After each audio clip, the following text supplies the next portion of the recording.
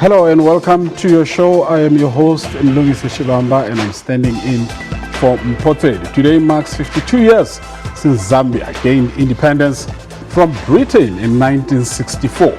The South African country is known for its political stability.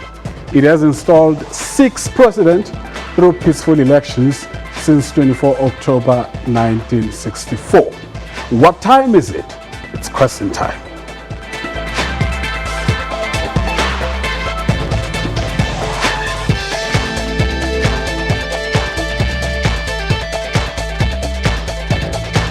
I'm your host, Lungu Shivamba. I'm standing in for Mpoteli. Today marks 52 years since Zambia gained independence from Britain in 1964. The Southern African country is known for its political stability.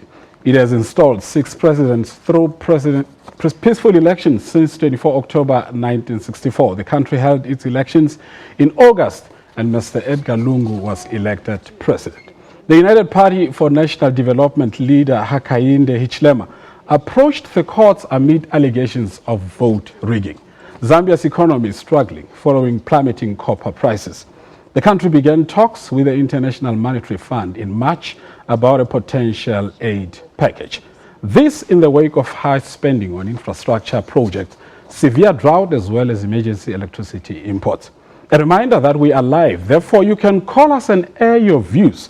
The numbers to dial 089 110 4210 or 002-789-110-4210.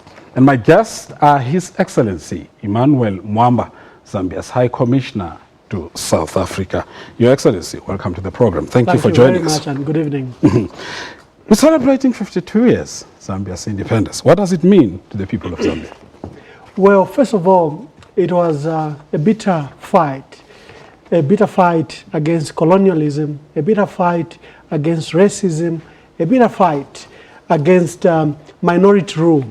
Our people, like any grouping, any human being, wanted to be independent, design their own fate, charter their own course, and this is what the independence was all about. And our forefathers, among some key, our first Republican president, Dr. Kenneth Kaunda, Simon Mwansaka Pwepwe, Harry Mwanga Nkumbula, came together to ensure that they wrestled this power from colonial authorities. And after some negotiations, both in London and in Lusaka, Zambia was granted independence. And the flag was hoisted on 24th October in 1964. So it's been a journey of 52 years.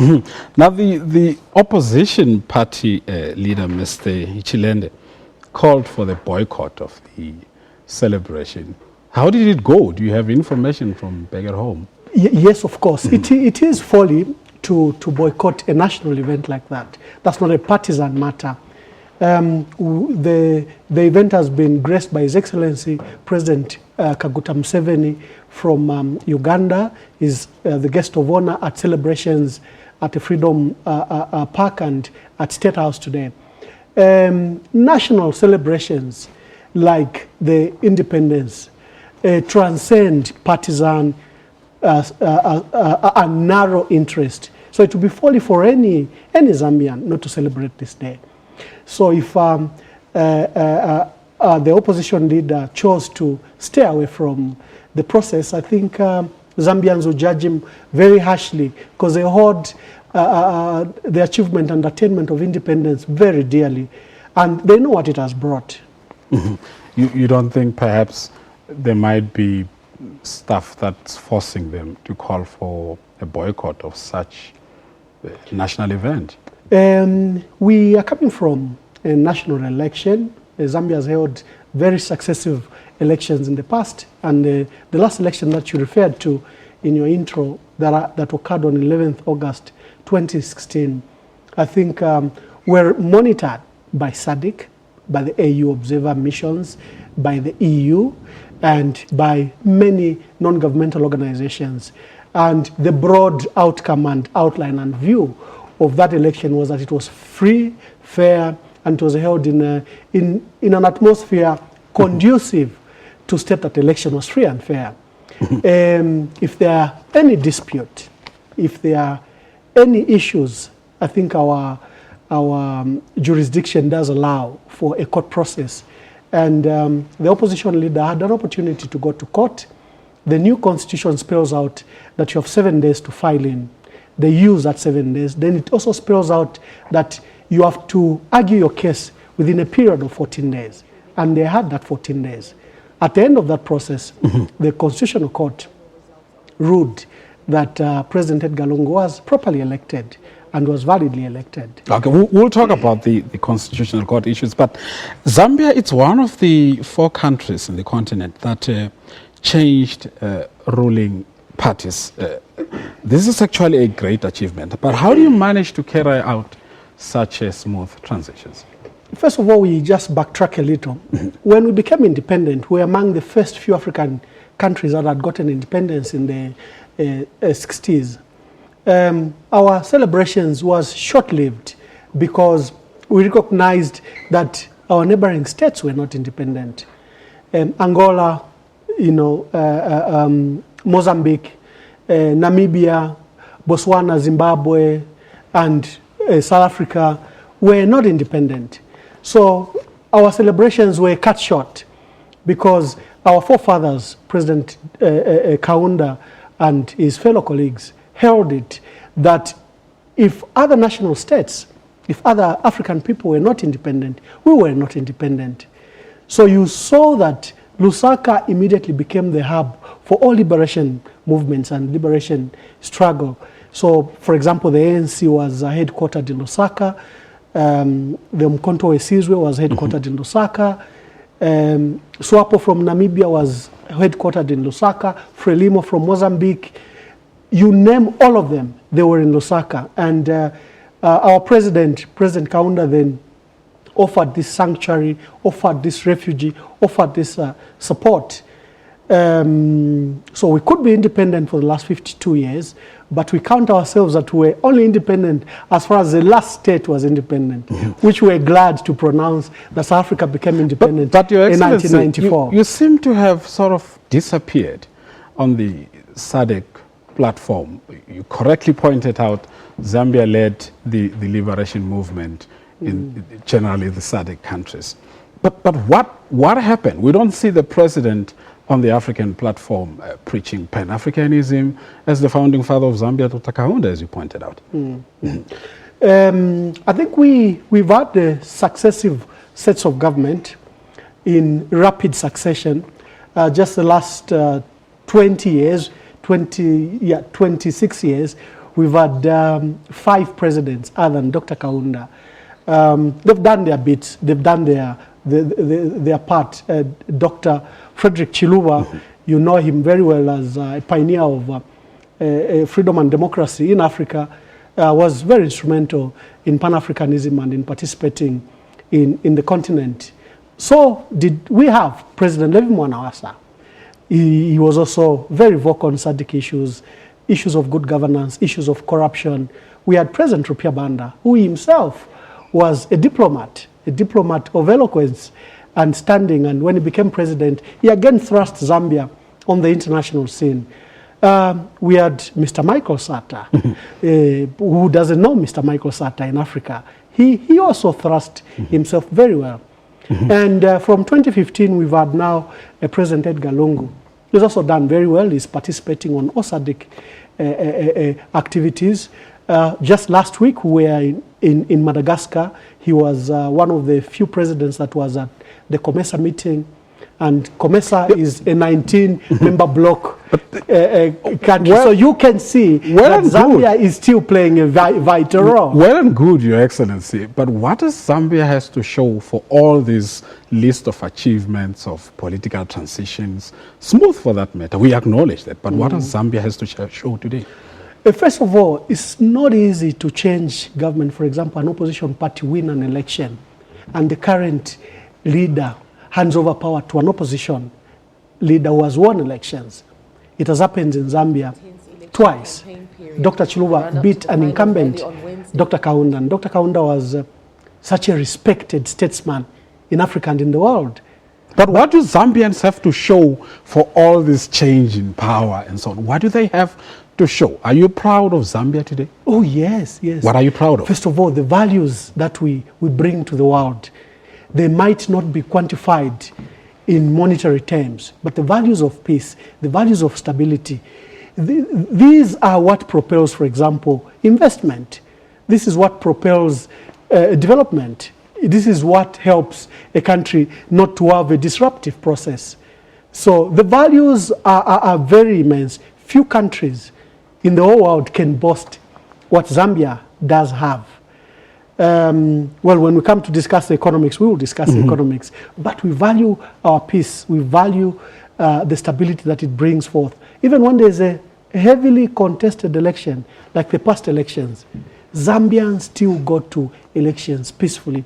Zambia still, allows that process to go uninterrupted, and the values of Zambia are higher than anybody else. Does it translate perhaps into great livelihoods of the people of Zambia? I think we are far better than we were in 1964. We were a small population of under 3 million.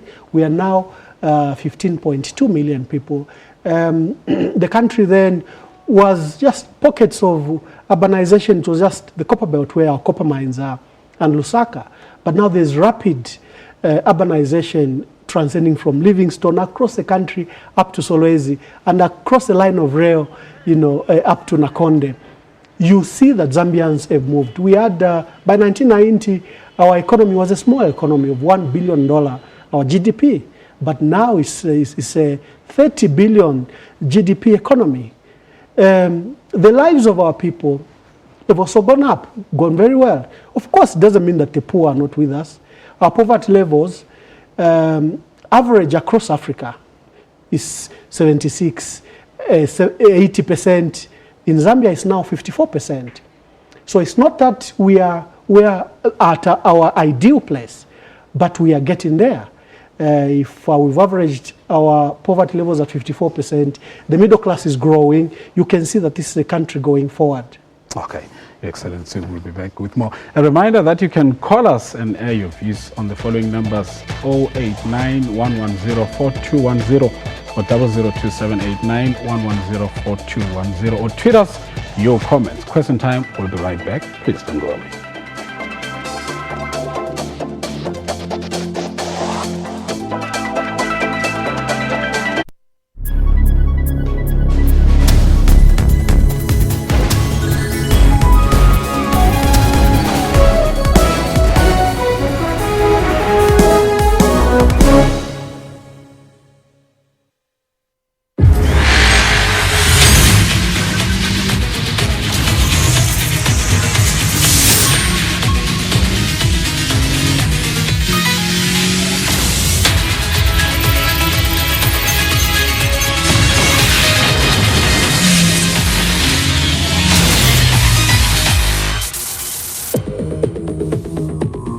Another round?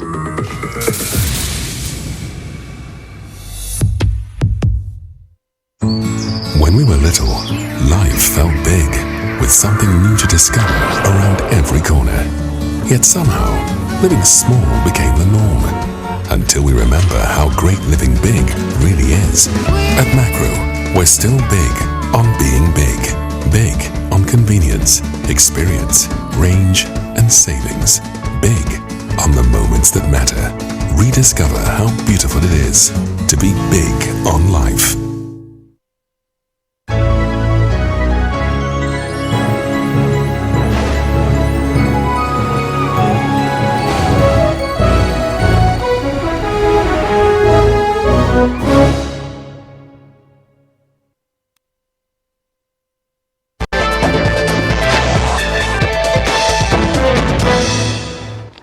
Welcome back. You are still watching Question Time. Remember, my guest is His Excellency Emmanuel Mwamba, the Zambia's High Commissioner to South Africa. Now, we continue. Your Excellency, now let's talk the economy now. How does the over-reliance on copper mining impact Zambia's economy?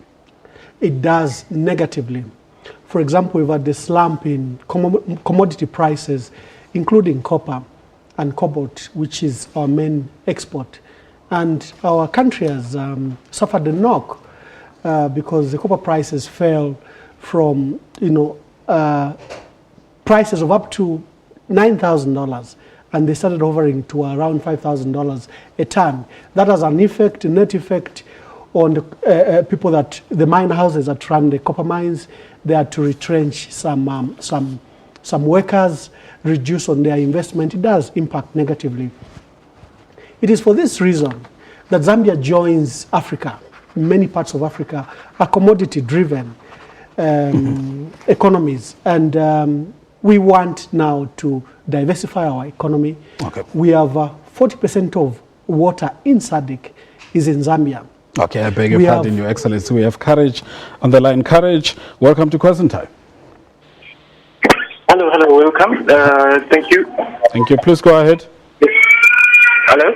Please go ahead. Your question, your comment, please. I want to quickly congratulate Zambia for their independence. They are our northern neighbors, and we've watched them all the time with us, working hand in hand with us. You should remember that Zambia was quite instrumental in the liberation struggle of many African countries, including mine, Zimbabwe. We fought from the Zambian side and also from the Mozambican side. We were fighting with the enemy until we got our hard-earned independence. So I would like just to send a message of, congratulations to the Zambians and wish them all the best, and also encourage them in all their political and economic endeavors, and promise them that we work with them closely and also ensure that Africa, progresses forward as we all wish. Thank you. Thank you very much, Courage. Your Excellency, your comment? Yes, thank you very much. I think I reiterated that point, that the sacrifices we made, it's not that we were a rich country, we were a relatively poor country, but we hosted all these liberation movements from across Southern Africa. We hosted these colleagues in our homes, in our schools, they were in our colleges. It's not that Zambia had plenty or could spare, but we offered the sacrifices that we could, because we knew that if a brother next door was not independent, we were not independent. We literally would be fooling ourselves, would be living in a fool's paradise. So the sacrifices that were made, especially by Dr. Kenneth Kaunda and his government, was immense to ensure that Southern Africa was liberated. I know as many countries became independent, they also offered similar help. I know Tanzania did the same, Mozambique did the same also, and many, for example, the success of the independence of South Africa, it was many hands on the deck from across the world. Okay. But Zambia played a pivotal role. We must say thank you very much to the people of Zambia for that. But then, Your Excellency, SADC generally, it's peaceful. I'm sure that's music to the investors here. But what is your plan? How do you get investors into the Zambian economy? Yeah, first of all, we've noted, for example, the agriculture sector is the biggest potential that we have. Like I said, we have 40% of SADC water is in Zambia. We have arable land, and we're only using about 10% of our arable land. 90% still lies idle. There's one of the key issues we recognize why that land was idle, why we couldn't exploit our potential, for example, our potential in tourism. It's because the infrastructure is not there. So if you saw that the last 5 years, there was an ambitious drive to open up the country so that that potential that Zambia has can be unlocked. It's a huge cost to put up infrastructure, to build roads, bridges, and airports. It is a huge cost, but it's something we have to do. It's a catalyst to what Zambia needs to do to propel its development forward, to exploit the investment that we require from across the world. Your relations with South Africa, how is it helping your economy? Are you happy with your relations with South Africa? The relations are excellent at political level.